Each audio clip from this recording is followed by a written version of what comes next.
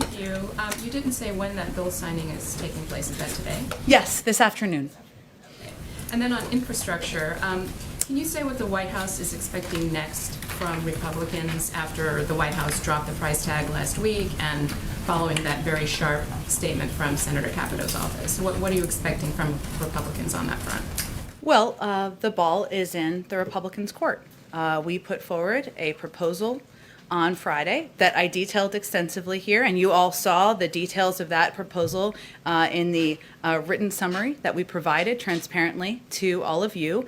And our reasonable counterproposal cut $550 billion from the president's original proposal, including to some areas that were core priorities, continue to be core priorities to the president, investing in infrastructure.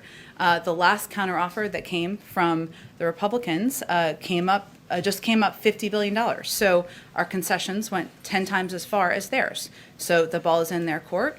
We are awaiting their counterproposal. We would welcome that. We're eager to engage and even have them down here to the White House once we see that counterproposal. Are you expecting the two sides to have more discussions this week, either here or up on the Hill? Well, I'll say we have remained closely in touch at a staff level and senior staff level here with members and with their teams over the course of the last several days. That will continue, and again, we look forward to seeing their proposal. Go ahead. Thanks, Jen. I want to. In addition to the obstacles with Republicans, there is some resistance among Democrats to, for example, raising the corporate tax rate to 28%. Some Democrats are really agitating to repeal those SALT exemptions on taxes. So can you lay out some steps the White House is going to take this week, perhaps, to get back in touch with those Democratic lawmakers to address their concerns? Because it seems now a deal might be made among Democrats and not necessarily with Republicans. Well, first I would say that we've had about 500 engagements, if not more at this point, with members, their staffs, their teams over the past several months on a range of issues, including the American Jobs Plan, including Democrats. So I know we talk a lot in here about negotiations with Capito, but I don't want that to confuse the notion that we are talking with Democrats, with Leader Schumer, with Speaker Pelosi, with committee chairs all the time about what their priorities are, what they'd like to see in a final package, and that's vitally important to these negotiations moving forward. I will say that the president has been clear. He is quite open to a range of mechanisms for paying for these proposals, including raising the corporate tax rate to a lesser percentage. It's all about how you pay for it, right? So it's a matter of numbers.